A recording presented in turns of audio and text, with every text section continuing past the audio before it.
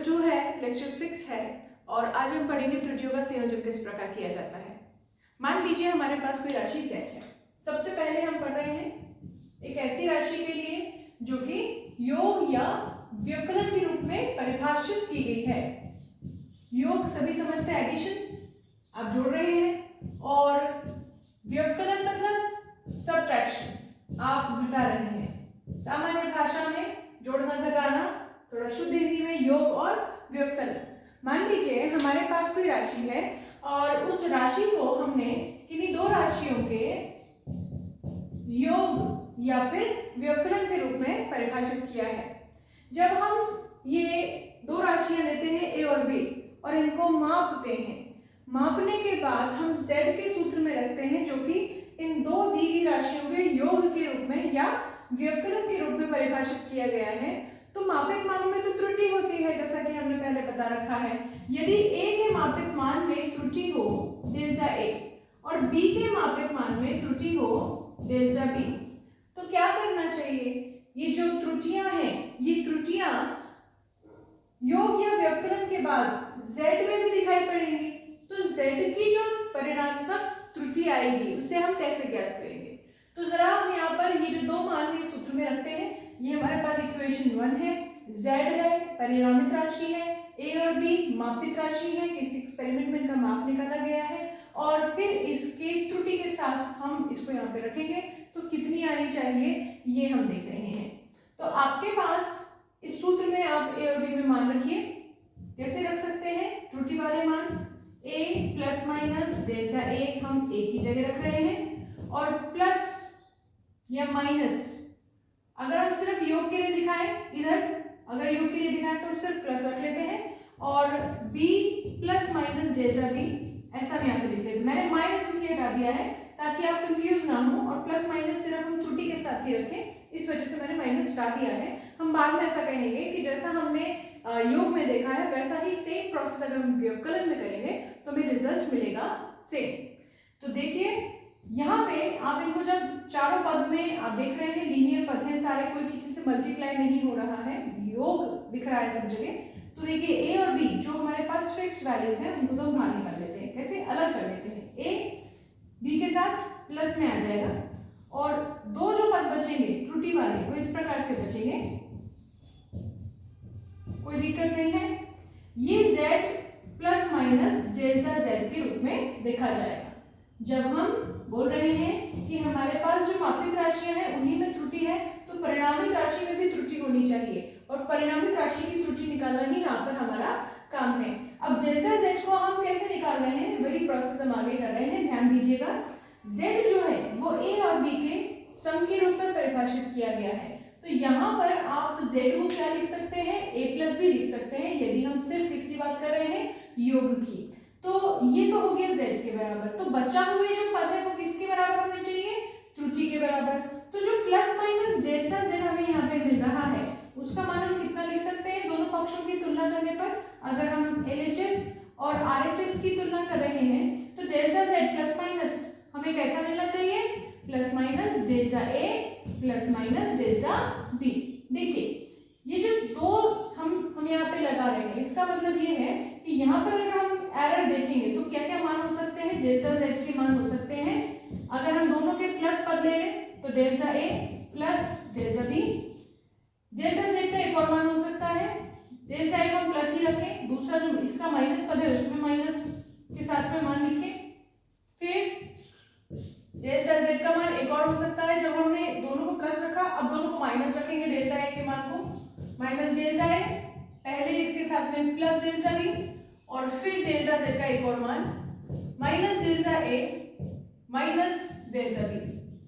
ध्यान दीजिए इन plus minus delta a plus minus delta b के संभावित सारे मान लिखने पर हमें चार कॉम्बिनेशन मिलते हैं। Delta a plus delta b, delta a minus delta b, minus delta a plus delta b, minus delta a minus delta b। इसमें सबसे ज्यादा जो मान है, इस सबसे ज्यादा मान कौन सा है? ये वाला first value delta z is equal to delta a plus delta b, ये अधिकतम मान है संभव। तो हम क्या कहते हैं कि भाई अधिकतम त्रुटि को लेके चले तो हमारा जो भी जितना भी त्रुटि का प्रॉब्लम है वो सारा का सारा हम शामिल कर लेंगे। जितनी भी त्रुटि इफेक्ट ला रही है उस सबको हम लेके चल लेंगे। हमें चाहिए कि हम त्रुटि को मैक्सिमम रूप से हटा दें, ठीक है, त्रुटि का जो प्रभाव पड़ रहा है उसको मैक्सिमम रूप से हटा दें। तो अगर हम त्रुटि का मान मिनिमम या बीच की कोई वैल्यू लेके चलेंगे तो त्रुटि का प्रभाव पूरी तरह से नहीं हट पाएगा, इसलिए हम त्रुटि का सर्वाधिक मान यहाँ पर लेते हैं, अधिकतम संभव मान हम यहाँ पर लेते हैं और कहते हैं कि जब आप कोई परिणामित राशि किन्हीं दो राशियों के योग या व्यवकलन के रूप में देखी जाएगी तो उसमें जो परिणामित मान होगा राशि का वो कैसा लिखा जाएगा, delta z is equal to delta a plus delta b। यहाँ पे आप ध्यान दीजिएगा, डेल्टा a डेल्टा b क्या है, ये निरपेक्ष माध्य त्रुटियां हैं किसी भी राशि की। जब आप डेल्टा z का मान यहाँ लिख देंगे तो z plus minus delta z कितना होगा, a प्लस b, जो कि z है ही सही, plus minus delta a plus delta b। ये यहाँ पर आपको डेल्टा z का मान मिलता है। और हम कहते हैं कि किसी भी योग या व्यवकलन में किसी परिणामित राशि की जो त्रुटि होती है वो हमेशा किसके बराबर होती है, मापित मान में जो राशियां हैं उन राशियों की त्रुटियों के योग के बराबर होती हैं, चाहे योग हो चाहे व्यवकलन हो, हमेशा डेल्टा z का मान कितना आएगा, delta a plus delta b ही आएगा। और इस पर आधारित एक क्वेश्चन हम साथ के साथ कर लेते हैं ताकि आपको ये कॉन्सेप्ट क्लियर हो जाए। हम सॉल्व कर रहे हैं एग्जाम्पल 2.8 बुक में दिया गया है।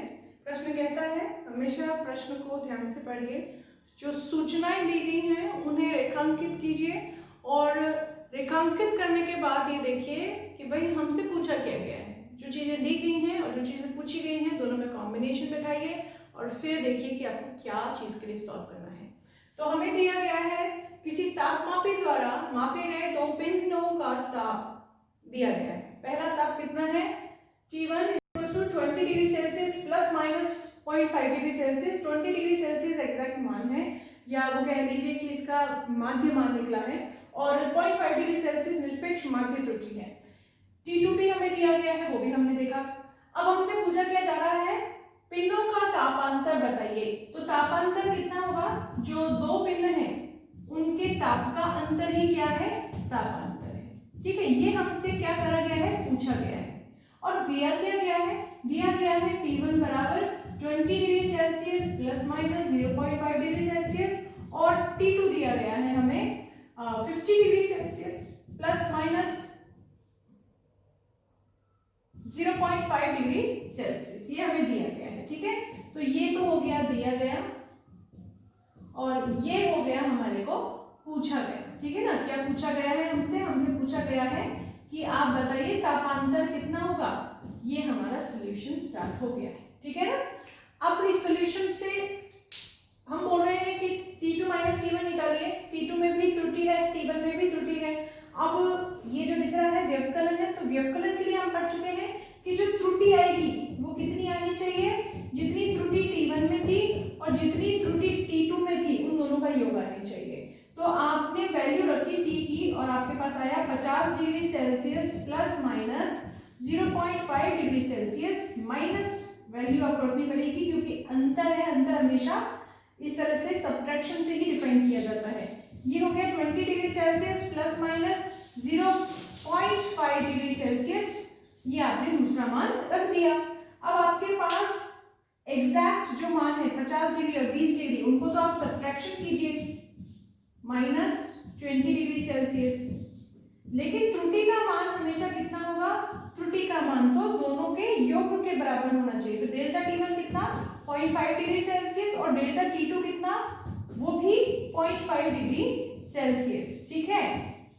अब देखिए 50 डिग्री सेल्सियस और 20 डिग्री का अंतर आया आपके पास 30 डिग्री सेल्सियस और Z जो हमने वहां देखा था डेल्टा Z बराबर delta A plus delta B, यहाँ पर हमारे पास परिणामित त्रुटि आई है 1.0 डिग्री सेल्सियस, ठीक है। तो ये आपके पास आ गया तापांतर और इस प्रकार से हमने परिणामित राशि पिंडों का तापांतर, तापांतर कितना है 30 डिग्री सेल्सियस और उसकी त्रुटि कितनी है 1 डिग्री सेल्सियस। तो इस प्रकार से जैसा कि हमने पढ़ा था कि भाई आप जब भी व्यवकलन या योग करेंगे तो जो भी मापित राशियों की त्रुटियां हैं वो जुड़ करके परिणामी राशि की त्रुटि के रूप में मिलेगी, विदाउट द डिफरेंस कि आपने ऐड किया है या सब्ट्रैक्ट किया है।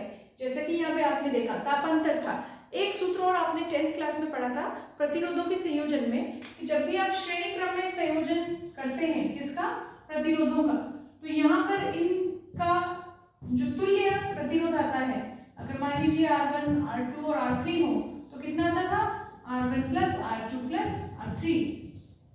ठीक है, तो जब आप ऐड करेंगे परिणामित प्रतिरोध कैसे मिल रहा है, तीनों को जोड़ने पर। यहाँ पर तापांतर कैसे मिल रहा था, घटाने पर। भले घटाकर के सूत्र हो या जोड़कर के सूत्र हो, आपको हमेशा क्या करना है, परिणामित त्रुटि निकालने के लिए सभी त्रुटियों को जोड़ देना है। और त्रुटि हमेशा कैसे लिखी जाती है, प्लस माइनस के साथ में।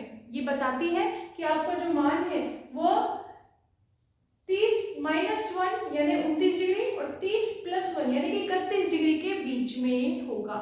ठीक है, तो जब हम गुणनफल करते हैं तो क्या होता है, ये हम अगले लेक्चर में पढ़ेंगे।